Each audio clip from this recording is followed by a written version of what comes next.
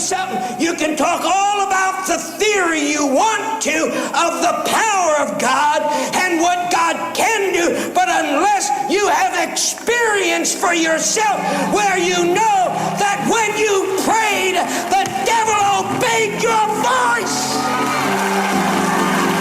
The greatest keys to harvest is spiritual timing.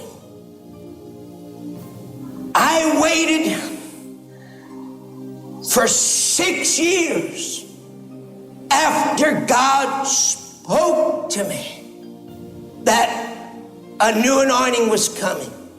I waited for 6 years before I even began to scratch the surface to understand what God meant when he said a new anointing was coming. His divine healing power was coming to North America.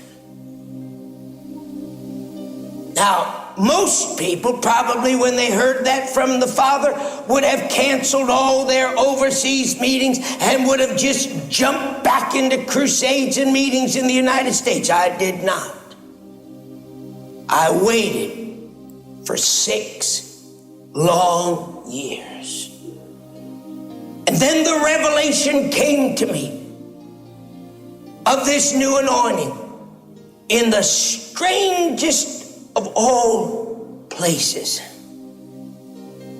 There was one country in all of my travels, as I would go across the nations of the world, there was one country that I always prayed. I said, God, don't ever send me to this country. I used to fly into this nation as we would go around the world. And my plane would sometimes be stuck in this country for a day. I couldn't get a plane out. I'd be there 24 hours. And I was always spiritually sick. Now, I believe I understand a little bit of what demon power is. I'm not talking about some of the things that we call demon power here in North America. Some of your, like I told you the other night, your toothaches.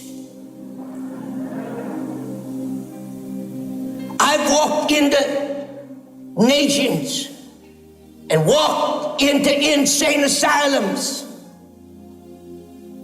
where people behind bars who didn't even speak English language would call out my name, Cerullo!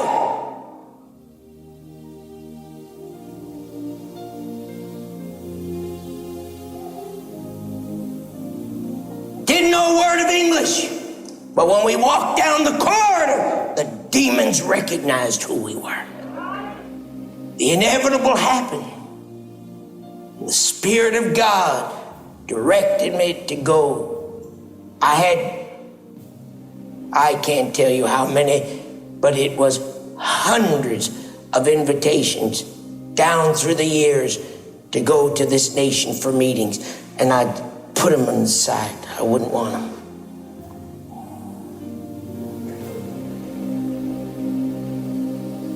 We went,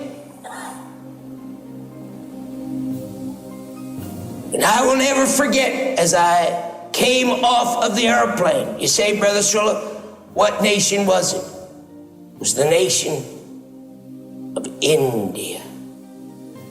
When I stepped off of the airplane and I looked into the face of my son, who was a big, strong, strapping man, he looked sick. His face was white and peaked. And I thought to myself, did he eat some food that he shouldn't have eaten? Or did he drink some water that he shouldn't have? How many of you know you go to these different nations of the world and all kinds of climate and food and water changes, and it affects the metabolism of the body.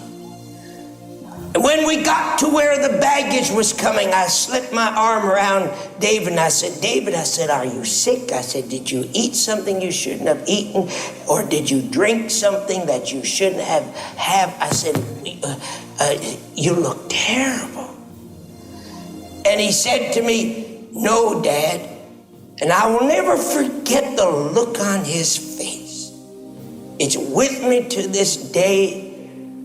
Tears welling up in his eyes because he is a very compassionate man.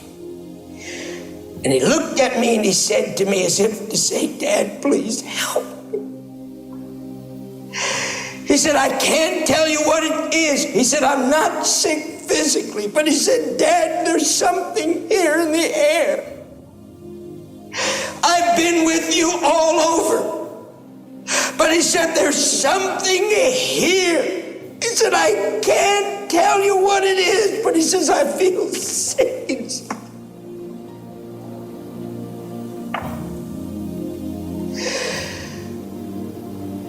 I said to him, don't worry about it. I said, I know what it is. Take me to my room. They took me to my hotel. And I arrived the day before the meeting was to start. And I locked the door. And I went into prayer and fasting. I did not eat any food.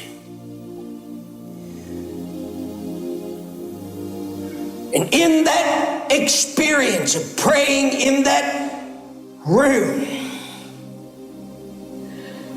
I entered into a new dimension of prayer that I had never experienced before. It's always my custom, down through the years, my men will all tell you, that at a certain time in the day, before I step out on the platform, I don't see anybody, I don't talk to anybody, and I don't eat anything. I never walk into a meeting having eaten a meal or any kind of food, ever. And I spend most of that time, a segment of several hours, before God, before I step out to minister the healing power.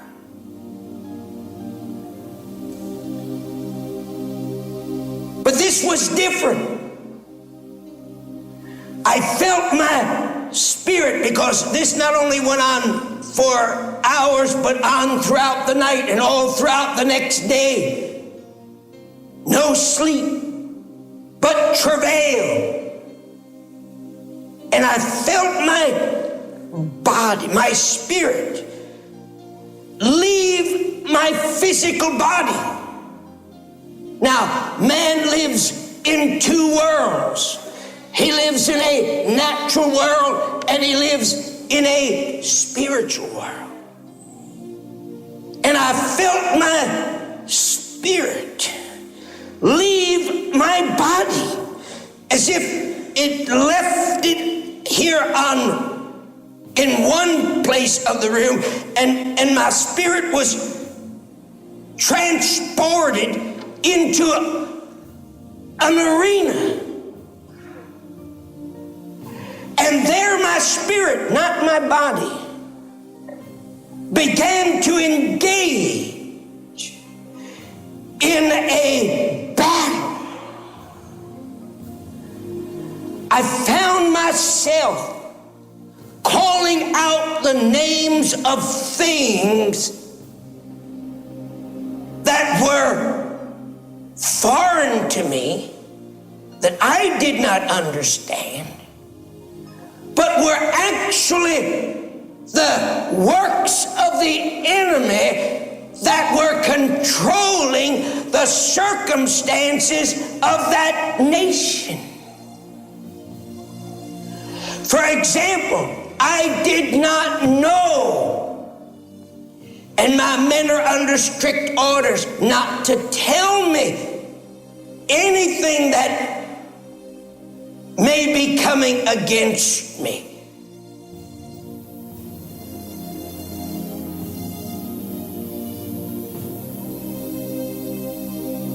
I didn't know it,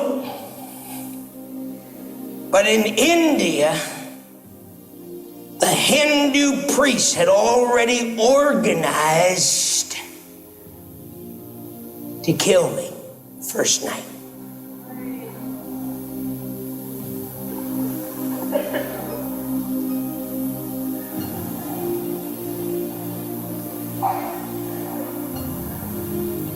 And they had a plan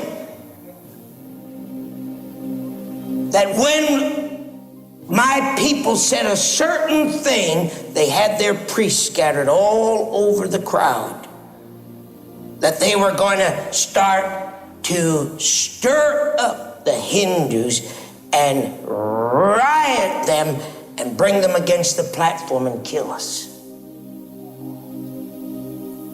You know what the little signal was? John, you'll enjoy this.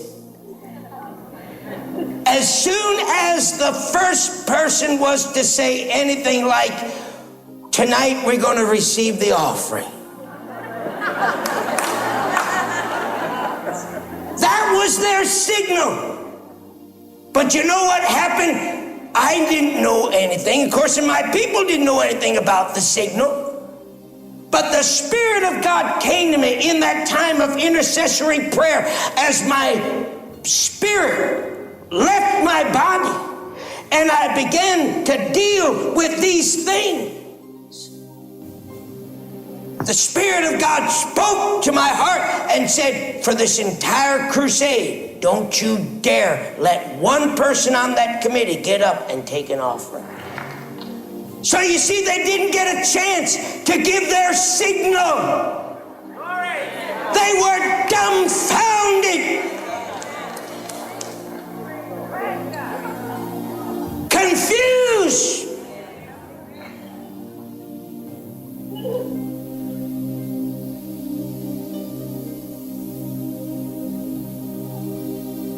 I felt like my body was wrung out in that day and a half. Felt like my whole spirit was wrung out.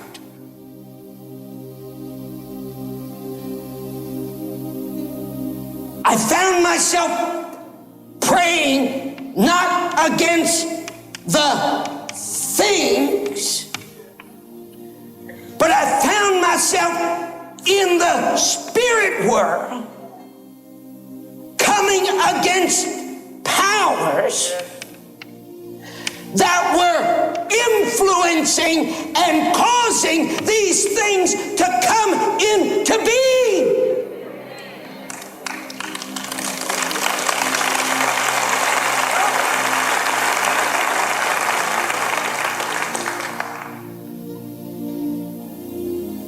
I didn't pray against the Hindu priests because they were nothing.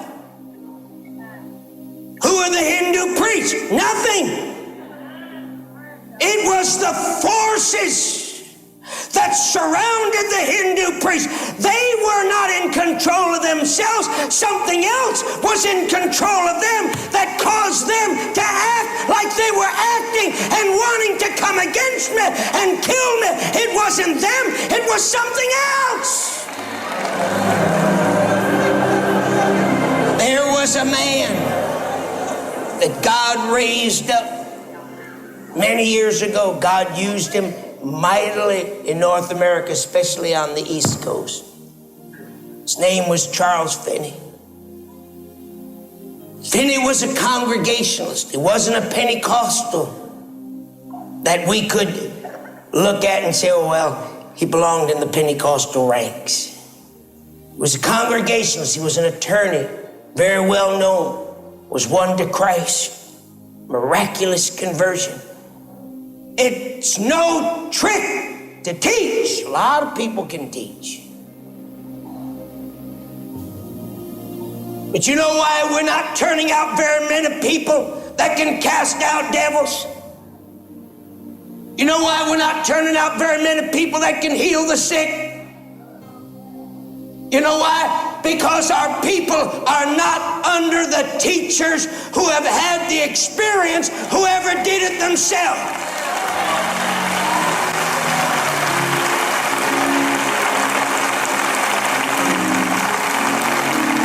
And brother, I want to tell you something. You can talk all about the theory you want to of the power of God and what God can do, but unless you have experience for yourself where you know that when you prayed, the devil obeyed your voice.